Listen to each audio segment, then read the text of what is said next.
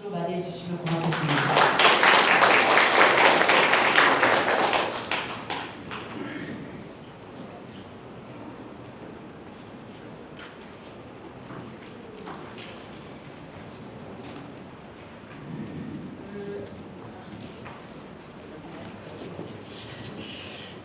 김호철 변호사님의 말씀 정말 잘 들었습니다. 어제부터 오늘 우리가 같이 이야기를 하고 있는데 어쨌든 원자력 정보, 원자력 안전과 관련된 정보도 어쨌든 전문 용어와 행정 용어들이 많이 사용이 되기 때문에 좀 배웠다라고 하는 시민 운동가들이나 그다음에 일반 시민들도 잘 이해하기 어려운 그런 내용들이 많이 있죠. 제가 이제 원자력 안전 협의회 위원장을 하면서 관련된 정보들을 말씀하셨던 신검사 보고서를 몇 개를 읽어봤는데 지금 말씀하신 내용들을 저도 같이 느꼈었던 그런 경험이 있습니다. 어쨌든 제가 지금 말씀드리려고 하는 것은요, 원자력 안전과 위험 소통이라고 하는 주제이고 지역에서 원자력 시설을 갖고 있는 지역에 있는 많은 지방 정부와 지방 시민들이 갖고 있는 문제 의식을 중심으로 이야기를 좀 해보려고 합니다. 어쨌든 정부가 원자력 안전 관련해서 국민과 통하겠다라고 한다면, 그리고 그런 것들을 통해서 국민의 원자력 관련된 안전을 향상시키려고 한다면, 지금 말씀하셨던 것처럼 원자력 관련된 그 산업이나 연구, 학술 영역에서 종사하시는 분들, 그다음에 안전 규제와 관련된 기구에서 종사하시는 분들의 언어와 태도, 그다음에 제도가 상당히 바뀔 필요가 있다고 저는 생각을 합니다. 여기서 그 언어와 태도에 대해서는 지금 김 변호사님께서 많이 말씀을 해주셨고, 저는 이제 제도로서 법과 조직의 문제를 좀 이야기하려고 합니다. 여기서 얘기하려고 하는 조직은 원자력 안전 협의회와 관련된 원자력 안전 협의회와 원자력 안전위원회의 관계와 관련된 얘기가 주를 이룰 것이고요. 어쨌든 그 원자력 안전과 원자력 시설을 만들고 운영하는 것, 그 다음에 안전 규제를 하는 것, 이것이 지금 지방 국민들의 입장에서 봤을 때, 그리고 지방민의 입장에서 봤을 때 굉장히 중앙 집권적인 구조와 제도로 만들어져 있습니다. 그리고 그런 것들을 하는 데 있어서 원자력 시설은 중앙에 있지 않죠. 지방 시민들의 삶이나 건강과 관련되어 있는 지역에 소지합니다. 그만큼 거리가 많다는 것이고, 소통과 관련해서 혹은 규제와 관련해서 지금 우리가 갖고 있는 조직이나 제도가 상당히 변화가 필요하다라는 이야기라고 하는 것을 좀 말씀을 드리면서 지방에 있는 지방정부, 원자력 시설이 위치해 있지 않지만 그 혜택을 같이 보고 있으면서 위험에 노출되어 있는, 잠재적인 위험에 노출되어 있는 지방민의 입장에서는 소통과 관련된 시스템, 예를 들어서 사고와 관련된 걱정을 굉장히 많이 하죠. 지방에 있는 시민들은. 그런 사고가 났을 때 소위 한라인, 일상적인 모니터링과 원자력 시설의 운영과 관련된 일상적인 정보와 관련된 소통, 이런 것들은 물론이거니와 사고가 났을 때의 정보를 제공하고 그런 것들을 의사결정이 신속하게 이루어지는 과정에서 소위 소통이 이루어지는지 실시간으로, 동보 문자로 이런 것들이 되는지에 대한 그 기대와 요구가 상당히 많습니다. 그러나 지금 우리 시스템 안에서는 그런 것들이 없죠. 그래서 사업자와 원활이와 지방 정부, 지방 시민 이런 그 소통 시스템이 훨씬 더 지역 주민의 입장에서 충실하게 만들어질 필요가 있다라고 하는 내용을 좀 제가 말씀드리려고 하는 것이다라고 하는 그것을 말씀드리면서 제 말씀을 시작해 보도록 하겠습니다. 이런 정도 얘기를 좀 해보려고 합니다. 그리고 오늘 이야기의 핵심은 원자력 안전 체계와 지역의 책임을 강화해달라고 하는 요구를 중심으로 이야기가 될 것입니다. 원자력 안전과 관련돼서 안전하다, 위험할 수 있다의 간극은 굉장히 크다라고 하는 것을 이야기를 좀 해보려고 합니다. 원자력 안전 체계와 관련해서 저희 시민사회에서 활동하시는 분들은 지역 주민들을 포함해서 시민사회의 입장은 감시자의 감시가 필요하다, 이렇게 이야기를 합니다. 어쨌든 감시자는 여기서 이제 원안이나 원자력 규제기관이겠죠. 원안위의 원안위원들이 여러 가지 판단할 수 있는 자료를 생산하는 킨스 등 혹은 원자력 통제기술원 등 이런 기관들과 연관돼 있을 것입니다. 전문가가 위험을 이해하는 수준, 말하는 감각하는 이런 것과 일반 시민의 위험을 이해하는 수준은 굉장히 다릅니다. 그 차이를 여기 좀 써놨고요. 전문가들은 대체로 과학적 합리성, 기술적 합리성이 있으면 수용하죠. 그 확률에 근거해서 상황을 봅니다. 그러나 일반 시민들은 안전에 대해서는 만에 하나 있을 수 있는 것에 대해서 거기서부터 출발을 합니다. 굉장히 직관적이고 절대적이라는 것이죠. 1 아니면 0 아니면 100일 겁니다. 근데 전문가는 그렇지 않죠. 0.1이면 없는 거다 이렇게 생각할 수도 있는 그런 차이가 있는 겁니다.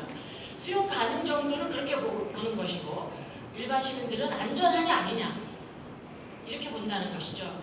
상대적 위험과 절대적이고 개별적인 사건으로 받아들이는 건 굉장한 차이가 있다는 겁니다. 인구 평균적이고 개인적이라는 거죠. 전문가와 행정하는 사람, 일반 시민의 위험에 대한 인식이나 감수성이 얼마나 격차가 큰 것인지는 이 그림에서 우리가 충분히 볼 수 있습니다. 여기 어디쯤에서 우리가 소통하려고 하느냐, 그리고 그 위험에 대한 민감성을 수용하려고 하느냐, 거기에 우리의 안전 시스템이나 제도가 만들어질 것입니다. 그래서 그 감시자의 감시가 필요한 이유라고 제가 얘기를 했는데, 원자력 안전법제와 규제기관의 설치 운영 우리가 많이 발전을 해왔습니다. 그럼에도 불구하고 원자력 시설에서 인적 환경적인 피해를 유발하는 사건 사고는 반복적으로 일어나고 있습니다. 그것은 원자력 기관이나 정부 신뢰 저하로 이어지죠. 그리고 여기서 일어나는 사고들은 대체로 인적이거나 기계적이거나 조직적인 결함이 원인으로 지목이 됩니다. 그런데 그리고 많은 경우가 기계적이거나 조직적이기보다 사람의 인적인 실수, 책임 이런 걸로 귀결되는 경우들이 많습니다. 그런데 사람과 기계를 누가 관장하고 있는가? 그건 조직과 시스템이거든요. 그러면 조직이 그런 것들을 시스템이 그걸 체계적으로 보완한다고 했을 때 원자력 시설에서 일어나는 다양한 사건 사고의 발생은 궁극적으로 조직의 문제다, 시스템의 문제다라고 볼 수 있을 겁니다. 그래서 거기서 활동하고 있는 구성원이 위험에 대한 관용적 태도 그리고 거기서 우리가 또 하나 유념해서 봐야 될 일 중에 하나가 위험에 대한 구성원의 태도입니다. 앞에 제가 말씀드렸던 그런 태도와 조직 문화, 관용적이냐 아니면 민감하냐 이런 부분과 관련돼서, 그리고 사전 학습의 결과 그것이 안전 체계를 강화하는 데 작용하느냐 아니면 그렇지 않느냐, 관행으로 그대로 넘어가느냐, 이런 것들에 대한 위험 시스템, 관리 시스템의 취약성이 일부 있을 수 있다고 생각합니다. 사건 사고의 책임을 사람에게 묻는 행위, 희생양을 만들어서 떠넘기는 행위, 이런 것들이 이런 위험 통제 방식은 실제로 제도와 시스템 차원의 근본적인 해결을 요구하는 시민사회와 지역 주민들과 갈등 관계를 형성할 수밖에 없다라고 하는 것이죠. 또한 아까 말씀하셨던 안전규제기관이나 사업자가 생산하고 공개하는 자료의 질과 양, 그 다음에 접근 경로에 대해서 대체로 불만족하다는 겁니다. 일단 양이 충분치 않다, 질이 뭐가 어떻게 진행되고 있다는 것들을 충분히 인지하기 어렵게 만들어져 있다. 그리고 공개된 자료들이 현재 상태를 그냥 확인할 수 있는 수준, 심검사 보고서를 심검사했더니 안전합니다, 충분합니다, 이런 정도이지 그 과정이 정말 시민들이 궁금해하는 내용들을 알려주고 점검했는지에 대해서 알기 어렵다라고 하는 내용들이 있다는 겁니다. 그래서 개별적이고 절대적인 안전 여부에 관심이 많은 시민들에게 시민들의 정보 공개 요구를 충족시키기 어려운 측면이 있다라고 한다는 거죠. 그래서 많은 그 국제위험 거버넌스 협회라고 하는 데가 있는데, 여기에서 위험 관리 과정, 위험 소통은 이런 정도로는 진행이 돼야 된다라고 얘기를 하는 내용이 있습니다. 위험을 정의하는 과정들이 좀 있는 거죠. 위험을 정의하는 과정이 있고 위험을 평가하는 과정, 그 다음에 이 위험이 용이 가능하냐, 수용 가능하냐 라고 하는 것들을 확인하는 절차, 그 다음에 위험 관리는 실행을 하는 거겠죠. 이 네 가지의 과정이 굉장히 긴밀하게 진행이 되는데 이 과정에서 각각의 과정에서뿐만 아니라 이 네 개의 과정에서 가장 중요한 것이 위험 소통이라고 얘기를 하는 겁니다. 사전 사정의 과정에 문제를 원전이 있거나 아니면 원자력 관련 시설이 있거나 해결 주식회사가 있는 지역에서 주민들이 문제를 삼고 있는 내용이 무엇이냐라고 문제를 정의할 때 해당 기관 혼자서 하지 않는다는 겁니다. 지역 주민이나 관계기관과 함께 소통하면서 정의하고 그 정의의 내용이 위험을 평정할 거냐 말 거냐로 가서 그 위험의 내용을 구체적으로 평가하는 과정에 참여할 수 있도록 한다는 거죠. 그리고 그 위험 평정 과정 역시도 이런 내용 요소들과 관련해서 여러 지역 주민들, 관계기관들과 충분히 소통하는 게 필요하다고 하는 겁니다. 이후의 과정은 그런 절차에 의해서 만들어진다고 한다면 위험에 대한 민감성이나 주민들이 필요로 하는 요구나 정보에 대한 혹은 그 모니터링 과정에 대한 개방이나 이런 것들이 충분히 열릴 수 있다고 한다는 것이죠. 이런 부분에 대한 고민이 없는 상태에서 만들어진 심사, 검사 혹은 사건이 발생했을 때에 가서 조사하고 이런 과정들이 전체적으로 봤을 때 한계가 있을 수 있다라고 하는 것이고 그런 과정들을 통해서 만들어진 정보의 질이라고 하는 것은 지역 주민들의 기대와 요구와 상당한 거리를 가질 수밖에 없다라고 하는 것입니다. 위험 소통이라고 하는 것은 이렇게 이야기를 합니다. 개인과 집단, 조직체 사이에서 인간과 환경에 관련된 위험의 평가, 극복, 내적 특성에 관해서 정보를 교환하고 전달하는 커뮤니케이션, 전반적인 커뮤니케이션 과정이라고 얘기를 하는데요. 일방적 전달이나 홍보가 아니라는 겁니다. 내가 만들어낸 정보나 이런 것들을 전달하고 하는 것은 일방적인 홍보죠. 참가자들이 가진 생산자뿐만 아니라 그 과정에 참여하는 사람들이 가지고 있는 이 해당 사안에 대한 지식과 가치와 신념들, 그 다음에 감정까지 공유하는 그런 과정들이 반복적으로 진행될 필요가 있다. 그러지 않으면 일방적으로 흐르게 되면 홍보, 강요 이런 것들에 지나지 않을 수 있다고 하는 것이죠. 그래서 국제 거버넌스, 위험 거버넌스 협회나 OECD나 위험 소통과 관련해서는 이런 얘기들을 주로 합니다. 위험과 위험 대처 방안에 대한 정보 제공이나 교육과 이런 것들이 진행될 필요가 있다. 함께 충분히 정보를 제공하는 과정에서 시민들의 그 위험에 대한 용인 가능성, 수용 가능성을 늘려줄 수도 있는 거거든요. 모르면 용인하거나 수용할 수가 없지 않습니까? 그런데 알게 되면 그 위험이 우리가 용인 가능한 수준이다 혹은 수용 가능한 수준이다라고 하는 것을 이해할 수도 있게 된다는 뜻입니다. 그런 과정들이 있어야 개인의 행동 변화도 오는 것이고요. 위험 평가와 관리에 대한 정부의 신뢰도 제고될 수 있다라고 하는 것입니다.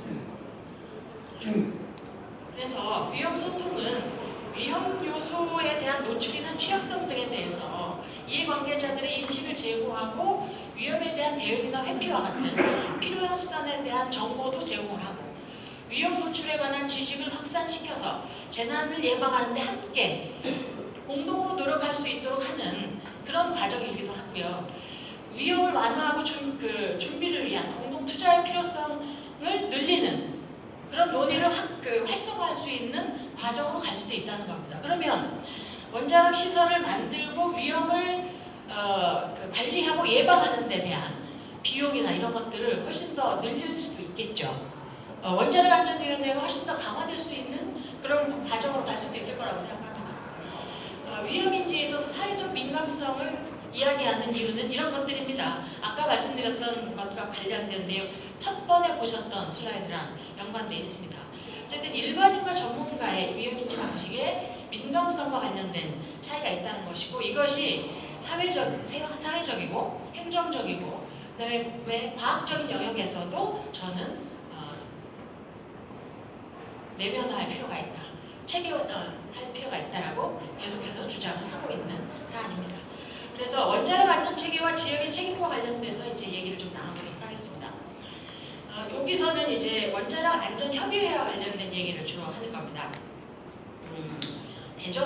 원자력 안전법과 원자력 안전위원회의 설치 운영에 관한 법률상 원자력 지역 원자력 안전협의회는 법적인 지위를 갖지 않습니다. 그리고 위원회의 규정으로 이제 설치가 되는 운영을 하고 있는데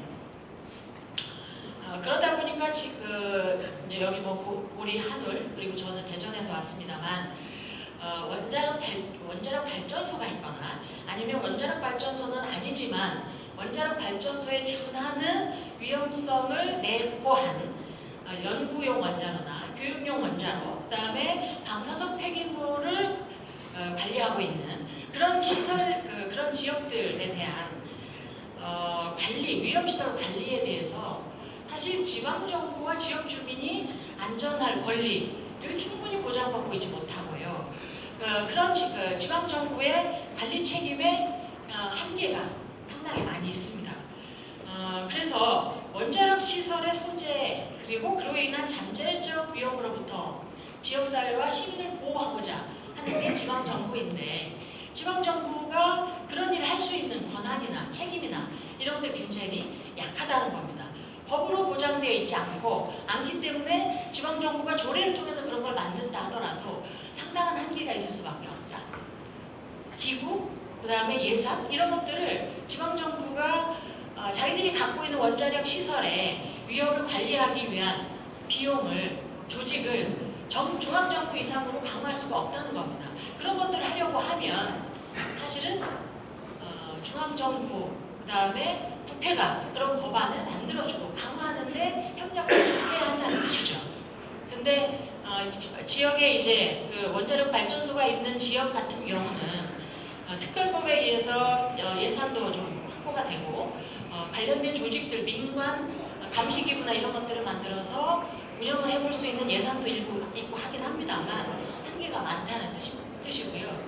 대전 같은 경우는 원전이 아니기 때문에 복합적인 위험 요소를 갖고 있는 시설임에도 불구하고 관련된 보호 조치는 굉장히 취약하다라고 하는 겁니다. 그런 부분과 관련해서 지방정부들이 지속해서 이런 법을 강화하고 제도를 강화해야 한다고 하는 요구가 지금 지속적으로 나오고 있는 것이죠. 그래서 대전 같은 경우는 관련 발전소 주변 지역 지원 법률이나 이런 것들이 없기 때문에 하나로 원자로나 원자력 연구원 같은 데서 주요 시설물에 대해서 몇 가지 사건 사고들이 연간 한 몇 번씩 일어나고 있는 상황이었고요. 그래서 그걸 중앙정부가 적극적으로 그런 것들을 방어해주거나 문제를 조사하고 개선해주는 과정들이 지역 주민들의 입장에서 봤을 때 좀 충분하지 못하다라고 하는 문제의식을 느껴서 1년 동안 하나로 원자로와 한국원자력연구원의 주요 시설물에 대한 대전광역시 시민검증단이라고 하는 것들을 만들었고 그걸 1년 동안 운영을 했었습니다. 대전시가 돈을 내서. 그래서 그 관련된 조례도 만들고 1년에 거쳐서 검증을 했고 검증 보고서를 시민의 눈높이로 시민의 언어로 만들어냈던 사례가 있습니다. 킨스가 만들어내는 조사 보고서랑 상당히 질적으로 다릅니다. 그런데 시민들이 보고 있는 시민 전문가들이 봤던 문제의식이 담겨있는 보고서고 그런 내용들을 아마 시민들이 요구하고 있는 것이다 라고 하는 것을 이해를 하시면 될 것 같습니다. 그래서 대전 같은 경우는 이런 과정들을 통해서 지방정부가 정부를 향해서 전국과 지방이 함께 국가 원자력 안전체계를 확립하고 지방정부의 책임성을 높여줄 것을 제도화하는 것을 요구하는 계기가 됐다라고 하는 것입니다. 그래서 그 관련해서 지역의 책임과 역할을 강화하는 부분과 관련해서 몇 가지 말씀을 좀 드리면 원자력 안전 소통과 거버넌스 체계에서 첫 번째는 전국 수준의 원안위를 정부가 구성을 하는데요. 이게 아마 국무총리실에서 구성을 하는 것으로 되어 있죠? 아닌가요? 그렇게 되어 있는데 지방의 참여를 일정 부분 반영하도록 추천 과정을 개방해라 이런 요구를 지금 지방에서 하고 있는 부분이 하나 있고요. 또 하나는 원안위 설치법에 따른 정부 원자력 안전관리 체계에 지방 수준의 안전 점검 체계도 법제화하라는 겁니다. 그러니까 원안위만 만들지 말고 지방 원안위업을 원안위 법에 원자력 안전법에 규정해서 만드는 것이 필요하다라고 하는 것이고, 그와 관련된 지방의 원자력 안전 계획이나 이런 것들도 만들어서 지방 정부와 지역 주민이 안전할 권리, 그 다음에 책임 이런 것들을 함께 만들도록 하자라고 하는 겁니다. 그래서 원자력 안전 의사결정 체계를 지방과 전국 차원에서 동시에 진행할 수 있도록 하자, 보완하자 이런 얘기입니다. 그리고 원자력안전위원회가 여러 가지 일들을 진행을 할 때 지방정부와의 정책협의 의무를 강화할 필요가 있겠다라고 하는 겁니다. 한 예로 연구교육용 원자로의 설치를 하는 데 있어서 원자력 시설을 확장할 때 지방정부가 할 수 있는 일은 동의해 줄 수 있는 법적인 권한이 없습니다. 그 시설을 지을 때 건축 허가나 행정허가 이런 행정 절차를 허가하는 수준의 업무만 지방정부가 할 수 있을 뿐입니다. 연구용 원자로를 만들 때 대전시장의 의사를 묻지 않는다는 겁니다. 대전에 그런 것들을 만들 때, 기장에 그런 걸 만들 때 부산시장의 의사를 묻지 않았다는 거죠. 그런 부분과 관련해서 물론 시민 대상으로 공청회도 했고 설명회도 했다. 그것과 지방정부의 단체장이, 그러니까 지방정부에서 우리 이 사실에 대해서 동의한다 아니다, 동의 여부를 묻는 건 저는 다른 문제입니다. 그런 부분과 관련돼서 지방정부와 지방시민의 개입 가능성을 얘기를 좀 하고 있는 것이고요. 그래서 일상적인 원자력 안전관리와 소통 채널을 전국과 지방 수준에서 체계화할 필요가 있겠다라고 하는 것. 그래야 지방에서 발생 가능한 위험의 즉각적인 관리와 지역 참여를 통한 적극적인 개선 혹은 대응 조치가 가능하다라고 얘기를 하는 겁니다. 그래서 원자력 안전 감시와 시민 참여와 관련해서 대전에서 했었던 사례를 잠깐 말씀을 드려봅니다. 시민검증단은 아까 말씀드렸던 것처럼 대전에서 법적으로 이런 것을 할 수 있는 제도적 기반은 없었습니다.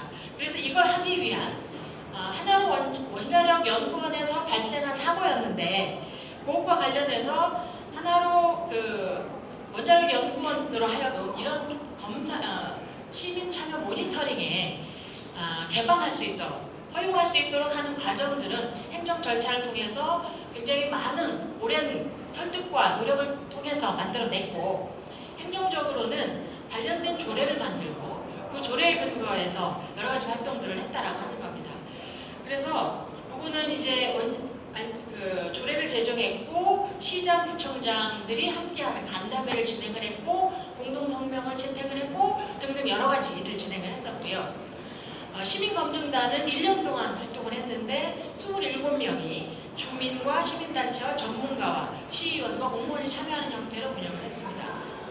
하나로 원자로와 방사성 폐기물 임시 저장고, 조사호, 연료, 시험동 등 문제가 있었던 그 원자력 시설 전반의 안전성 검증을 했었습니다.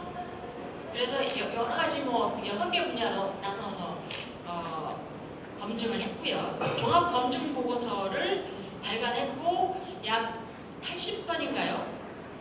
80건 정도였던 걸로 정확치는 않습니다만 그 정도의 이후에 조치 권고안을 만들었고, 그 조치 권고에 대해서 대전 원안협이 지속적으로 조치 이행이 되고 있는지 이런 것들을 점검하고 있는 상태입니다.